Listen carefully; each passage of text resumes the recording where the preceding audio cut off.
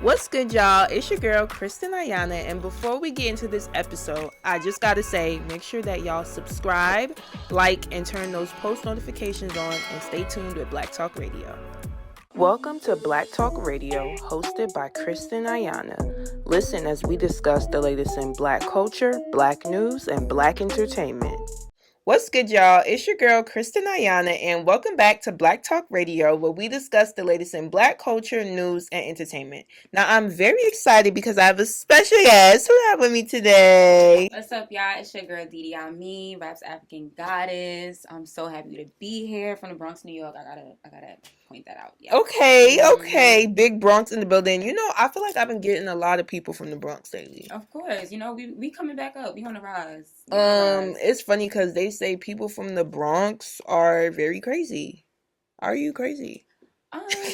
I mean, like, who are we asking here? You know what I mean? Are we asking somebody that's from Brooklyn? Are we asking somebody that's from Queens? Queens is very bougie. Even though I live in Queens right now, but I still rep the Bronx. I mean, the Bronx people, we go through a lot. You know what I mean? Like, so crazy or over it. You know what I mean? You know what? I'm not mad at that. I'm not mad at that at all. Come on.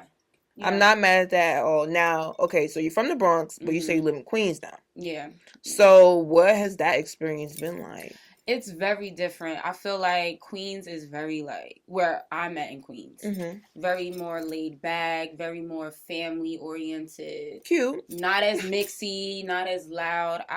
I'm comfortable there. Bronx is like a lot more fast paced. And I like it's a little more big, a lot of more room. And I like telling people that I can't come out because I'm in Queens. That's like my favorite thing. Like, I'm too far, y'all. Like, I'm in Queens, you know. Yeah. So you ducking and dodging. Yeah, you stay in Queens. I could stay in my house. Yes, definitely. Now, for those who may or may not know, can you just tell us a little bit, about yourself and like what made you get into music?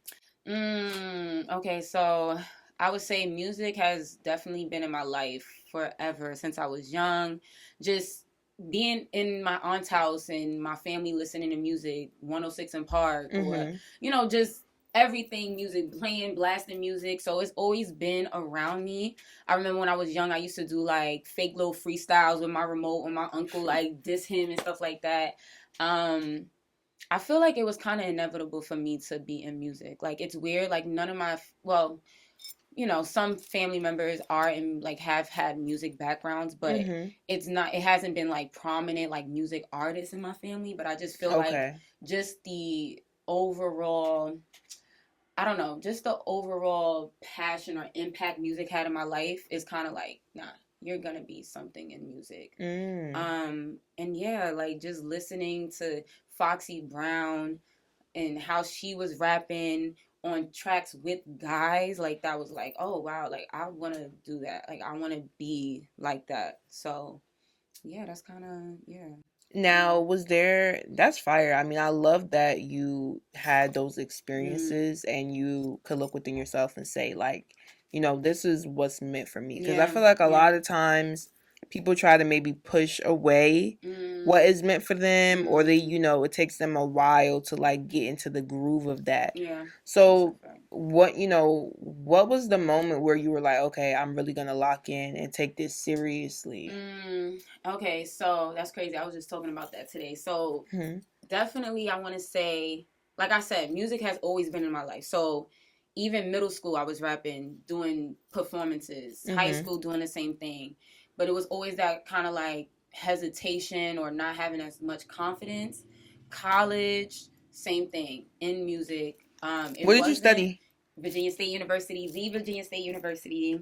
Love that. Yes, the best school in Virginia, best HBCU. So, yeah, just pointing that out. But yeah, like... But what did you study there? Oh, education, elementary education. Yeah, I wanted to work with the kiddies, guys. Yeah.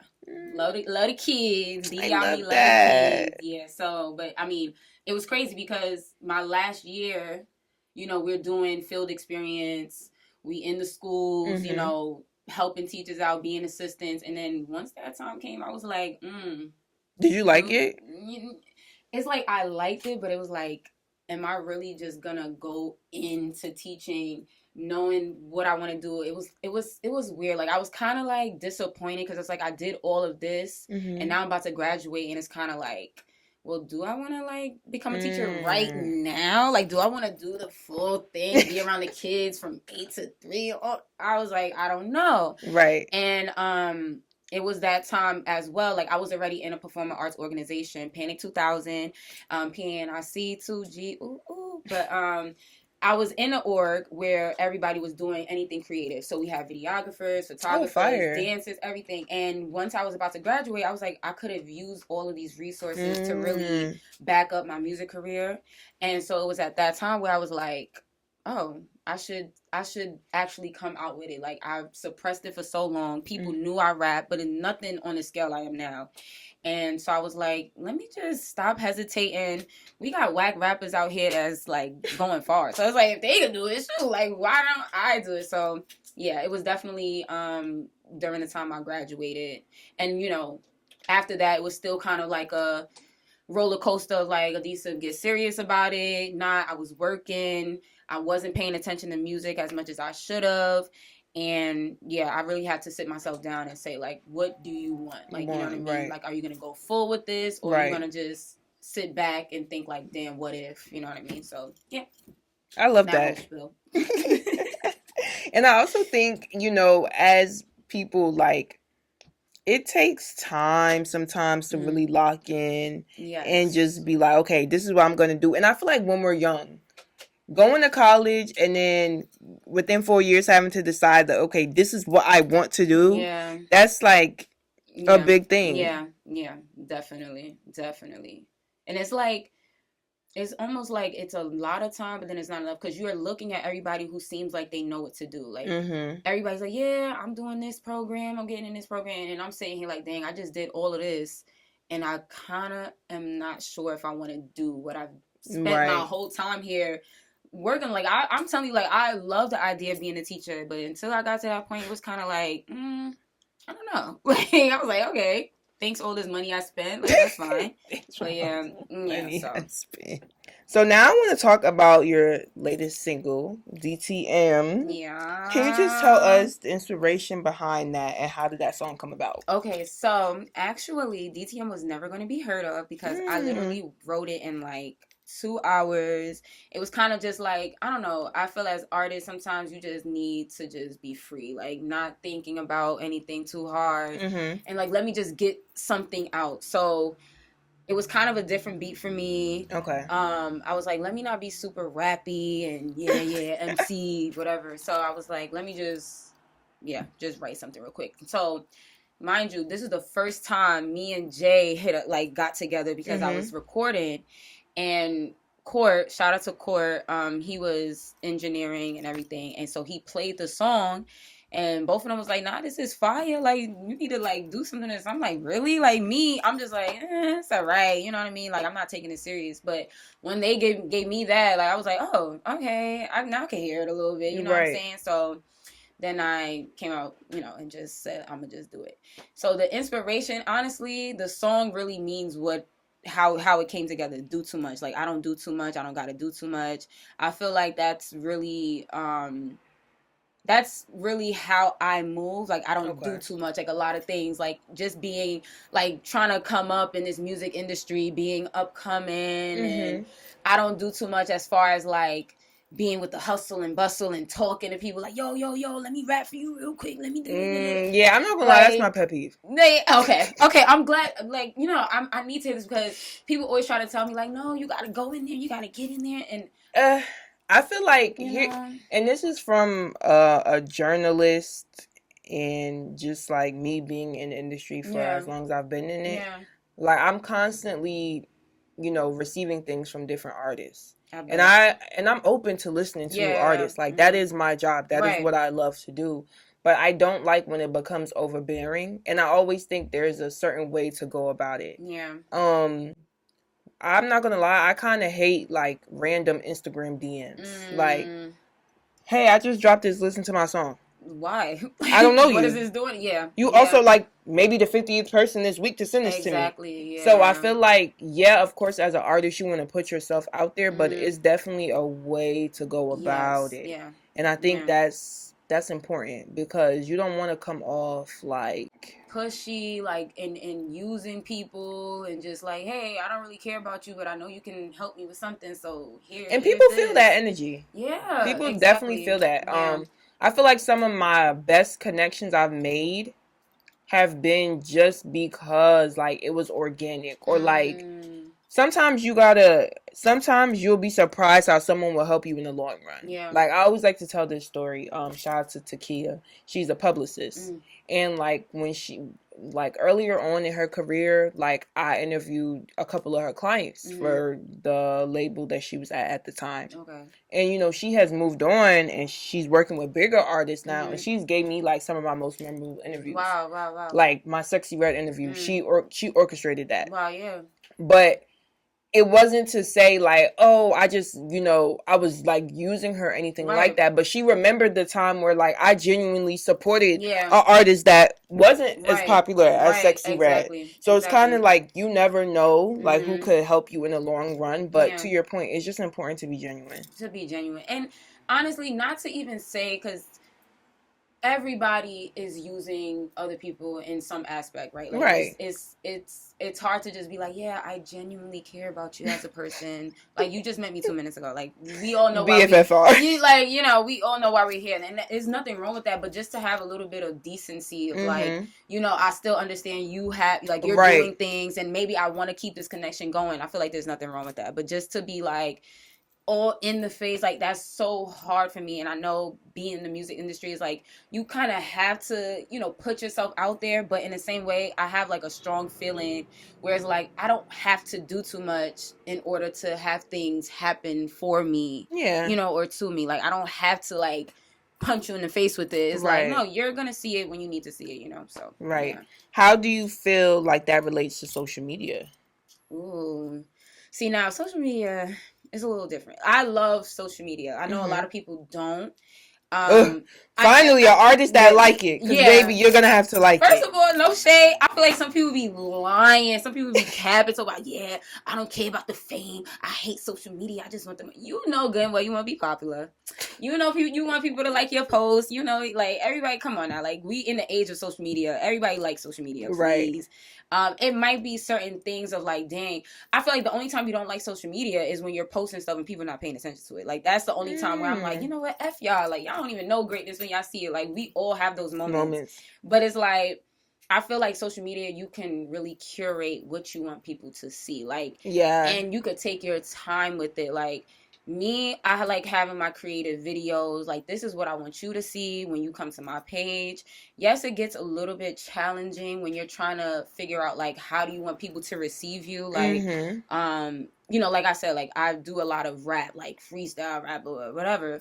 And it's like, okay, how do I change it up so people don't just see me as that? But I feel like that's the beauty. Like you're literally able to curate how you want people to receive you and what you want to see as well. So yeah, I agree. And I think as an artist in this era, you really can't maneuver without social media. Like people need to see you and learn about you. Like that's the best way that's gonna happen, to be honest. And it gets challenging. Like I said, like I have the same things too. Like you post something, you put your hard work into it, and you get like 100 likes or something. But I always tell people when it comes to social media, because aside from this, like I work in social media, and I've been a digital producer and a social producer for television shows for almost a little over 5 years. Wow.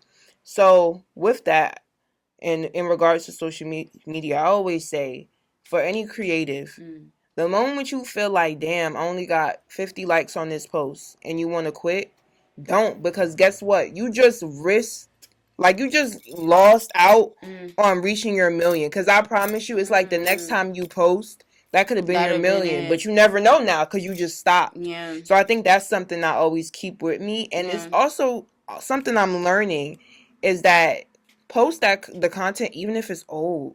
I literally have an interview right now that I did in October, and it's weirdly going viral right now on TikTok. Right, yeah, period. Yeah. And it's like I didn't even realize that it was going viral, but I just like I kept getting new Instagram followers. And I'm like, Where's this coming okay, from? like what's going on? And then I Yeah. went on the TikTok page for Black Talk and I seen it. So it's like you never Wow, you never know. You know. really never It know. comes But out it's of like nowhere. if you don't give yourself the chance and put yourself out there. Yeah. But yeah, I love social media because I think it allows us, and as a journalist, it allows me to see like different Yeah. creatives. Yeah. Even though some people they say like they don't want to be perceived. Thanks, SZA, for that quote, because she said that's the She first. said that. That's the first time I heard it. Like, I don't like being perceived, and it's like I get what she can say that, but it's like. Like, what else are we gonna do? Like, we are so lucky in this age to have outlets like this. Like, before, you needed to definitely know people. You Mm-hmm. needed to be co-signed to have access to be seen, like to Yeah. be in Do you interviews, to think be, do you think it takes away from the mystique? Do you think it can be too much access at times? Because what about like parasocial relationships? I mean, no, yeah, definitely. But I'm like, then just, I don't know. Like, don't post a lot then. Like, just, Yeah, I get I it. just feel You like can control your you can narrative. control it. You know what I Correct. mean? Yeah. That's always it. But it's always difficulties to everything. Like, if we Mm-hmm. don't post, if we do post, like, it's negatives, it's advantages. Like, what are you going to do? Like, Yeah. this is, No, that makes sense. you know. Now, my next question for you, being an artist from New York, Mm. what are your thoughts on the New York music scene right now? I feel like we have a lot going on. I feel like we have a lot going on, and I'm very happy to see because it's been a while. It's, been a while. Sometimes I Mm-hmm. feel like New Yorkers, we don't know how, like, fire we are. Like, we set the trends. Like, I don't know. Like, it's just disheartening sometimes to see, like, New Yorkers, like, idolize rappers from other places. You Mm-hmm. know what I mean? Like, they'll hear somebody from New York and like, nah, this is trash, and then they'll bump somebody from Louisiana or something like that. Like, it's like, yeah, like, we started this. Like, we are the blueprint. Like, why are we letting? And I feel like New York is such a unique sound as far. It is, Well, of I mean, course. there's no shade, but like, for me, sometimes, like, if I hear a song that's like from Atlanta, it could be from Tennessee for all I know. Like, I really For real? wouldn't know. Like, yeah, like, I really Nah, wouldn't know. I feel like Atlanta and Memphis, I could hear I it. don't know, like, the distinct difference between the music. When you hear something from New York, you Okay, know but I get what you mean this though. is New York music. You feel what I'm But saying? it's like I know when it's New York, I know when it's LA, I know when it's Atlanta, and I know Okay, when yeah. it's Memphis. LA too, yeah. Yeah. But sometimes I feel like, I don't know, like, I feel like it's more of a merge. Like, there's no way you're going to think a New York song is an Atlanta song, or you're going to think a New York song is a LA song, or whatever like that. But if I hear something from Chicago, it might have the same type of trap drill vibes as some place. Nah. Yeah, no? Chicago, I spent some time in Chicago. I So know. you could distinctly tell, like, I know, anybody, yeah. any artist. In Chicago, people have an accent. Well, yeah. So, well, I mean, I guess, yeah. That's just how, like, me, if you playing a song, I'm like, where he from? I wouldn't be able to, like, oh, he from Atlanta? Nah, I wouldn't be able to. But New York is very distinct, But I feel will like New say, York, compared to oh, the others. that's New York. You know what I'm saying? So I feel like we have such a distinct sound. So I feel like we get, in some ways, like, a lot of people don't resonate with it as much as they do other places. Mm-hmm. But I feel like we are so powerful and, like, just wavy. Like, we need to. This is, I'm happy to see what's happening in New York again, and it's not just one sound being pushed. And people are coming together, right? Yes, yeah. So very happy to see that, and I think that's something that's gonna like push the culture forward definitely, as well. Definitely, yeah. Shout out to everybody in New York. Shout out to NYC, y'all. Now, okay, I always like to ask my artists when they come here, what are your studio sessions like? Do you like a lot of people in the studio? Would you like to be alone? What's the vibes? Yeah, that's something I'm gonna have to think about when I get famous and up there, and when I have to do certain things. I'm the type where I'm going to the studio because I have something prepared and finished, and so I'm going to record it. Like, I'm not going to the studio to, like, oh, I want to, like, make something. Like, I'm just here listening to the beat and I'm gonna record on it. No, it's like, I've already done the studio session at home, basically. Like, so when I get there, all right, play a beat, let me rap it, hook, all right, I'm done. I don't go there like, oh, let me get a 12-hour session and just sit there and try to think of something. No. Right. Absolutely not. Like, my brain, like, I can't wing stuff. I can't Very do stuff Virgo. on this. Very Virgo. Very Virgo. Very much. I can't. Like, I don't like having, yeah, like, my thought process, like, I can't have people there. Like, it's just not gonna work. Like, it's not gonna work. But if I have stuff laid down, then sure. But I haven't, honestly, I've never been, aside from doing like a cypher kind of thing where we all had to be in the studio, I never had like an actual experience where like so many people were just in there. You gotta do what you gotta do. Yeah, that's not my vibe. And if I had a studio session, it would be very early. I like very early. Yeah, very early. Like 8 a.m. would be great. You know what I mean? The earlier the better. 8 a.m. Yes, I like to do everything I gotta do, and then no late night, no come to the studio 2 a.m. But these are all things I don't know. They say that's what the vibes are saying. See, I don't need the vibes. I don't like the vibes. I just want to do what I gotta do. I'm not gonna lie though. I feel like for artists, if you like, I've had producers, artists invite me to their sessions, and I don't go. Auntie like to be in that bed. 10 o'clock, right, I'm like, asleep. 10, like. Right? So I feel you on that. Like, I used to tell someone I knew, like, if you had a session that was earlier in the day, I would go. But all the late night vibes, right? Like, what? Like, especially as a girl, it's like, what we doing here? Like, I'm just a girl. It's like, time to go to sleep. Like, I'm not hanging with the boy. Like, nah. Like, right. I'm good. Now, speaking of just being a girl, I had to ask, like, you know, you being a woman in rap, like, what has that experience been like thus far? I mean, it's been great. It's honestly, I'm not gonna lie, when I first started, like, I guess showcasing my rap, like posting it on Instagram, I thought it was gonna go crazy because I just thought being a girl rapping, everybody's gonna like, yo, what's she doing? But yeah, I soon found out no, nobody cares as well, but it's fine. But nah, it's great. Like, I like representing for the ladies. I love being a fire rapper. Like, I love the legacy behind it. Yeah, I'm not gonna lie. Like, I feel like probably not for me, obviously, because I'm not, you know, I'm getting up there, but I feel like I'm seeing like a lot of women having issues getting out of the whole like Nicki to not Nicki pipeline. Like, oh, she sounds like Nicki. Like, I feel like that's super, super hard for women. Like, because Nicki was just such a everything artist. So I feel like a lot of women are in that box. Like, if you do a weird voice, Nicki. If you do a regular voice, Nicki. Like, everything is just gonna sound like Nicki. So I feel like that's something that I'm starting to see. But other than that, like, I mean, I'm having fun. Yeah, and I think that's important. I feel like, but you want to know what's crazy? I feel like they only do that to women. Yeah, right. Because they don't do that to the guys. Guys all sound the same, could say the same thing, rap about the same thing, and it's fine. It's not compared as much. Like, that comparison isn't there. Yeah, so that's a fact. It's a little double. That's a little double standard. Yeah. It's not tea. That's not cute. Right, not cute at all. Facts. But I love like all the girls in the game right now. Yeah, I feel like everyone has. That's like. I feel like everyone has their own style, their own vibe, and I love that because I think we need variation. Yeah. And that's why it's so bad for them to do that with us, because like I feel like women are really giving people everything right now. Like the most entertainment, performance wise, like women are giving it. So, yeah. For sure. Do you feel like, as a woman, do you feel like it's easier or like hard to be vulnerable in your music?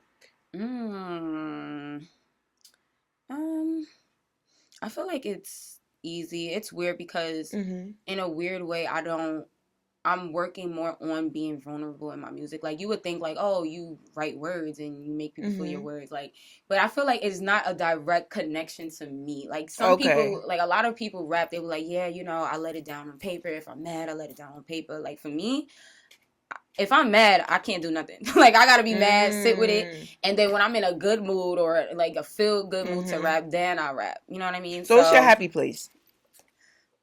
I mean, my happy place is, I would say, is writing, like rapping, like the actual physical thing of rapping. I love doing it. Like, I love when I'm writing and I come up with something super fire and I keep reciting it. I love doing that. I love being creative. Like, when I see my videos come to life, like thoughts that I had in my head, And I'm able to like share it. Like I love seeing that. Yeah, so it is my happy place, but it's so weird. Like I'm just a weird person. Like I don't necessarily like, yeah, rap saved my life. Like maybe But it that's did. fine. Maybe it did though, but it's not like I channel my emotions into rap. Like nah, I just like rapping. Like it's like I'm great at it, so I'm just rapping. You know what I mean? Yeah. Yeah. I get that. Yeah. I feel like too with time. Really? Yeah, like I feel like the more you do it and get into the like the nitty-gritty, because I feel like as a journalist even it started out as something that I just love to do. Like I just knew I wanted to interview people. I started doing it in high school. Wow. Really. Wow, like wow. my first YouTube channel, I started in high school and I would just interview people like at my school that had like their music had clothing brands or whatever, but like now it's very much deeper than that. Like now it's a lot more purposeful. Yeah. So I feel like with time and growth, just as an artist, but also through life, you might get to that point. Yeah, like different eras. And also being more comfortable. Yeah. And to your point, different eras. Like maybe something will happen where you're like, yo, I really went through something and like I had to write like that, that was what got me out of whatever I was going through. So I hear that often with a lot of artists. Sometimes it's just a mix of life and that tends to like affect your artistry. Right. Yeah. What has been your most like memorable moment in music so far?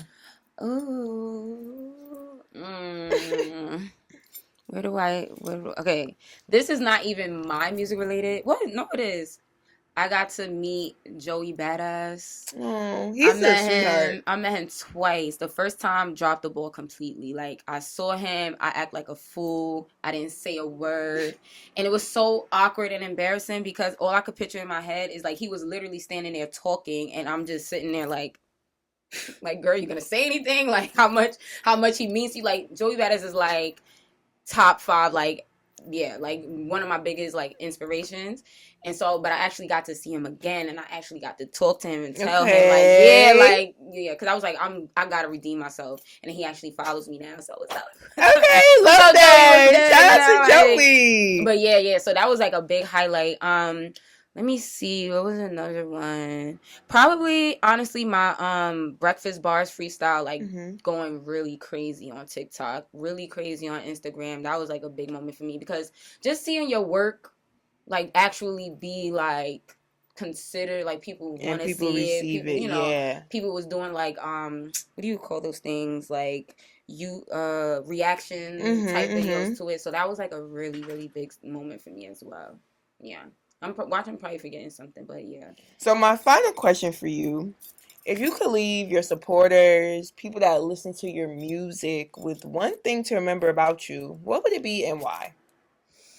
Whoa, that's just such a groundbreaking question. Things to think about. What would I want them to remember me by? Let's see. It's like, dang, like I feel like I'm supposed to have like a deep metaphorical answer. Are you? I don't know. Like that was such a something to remember me by. Okay, let's see. That I was like very different than what they're used to, but still gave them that nostalgic feeling of hip hop that we all miss and we all appreciate. That I was definitely like the Beyonce of hip hop. Like I was the Beyonce of rap, women in rap. Like yeah. I love that. Yeah, and that like I was just all around. Like I didn't stick to one type of. You weren't put in a box. Yeah, I wasn't put in a box. Yeah. And I put on for Africa, and I put on for America. No, let me stop. But like I definitely put on for Cote d'Ivoire and just hip hop and paid homage. Yeah, and did my thing. Did my very best thing. Yes. Well, I just want to thank you so much for chatting with me. Thank you for having me. To this camera right here, let everybody know where they can find you, follow you, all that. You could find me everywhere, DIDIAMI_. That's on Instagram, Twitter, TikTok, all that good stuff. Yes. Awesome. Well, thank you so much. And of course, wishing nothing but the best. Thank you.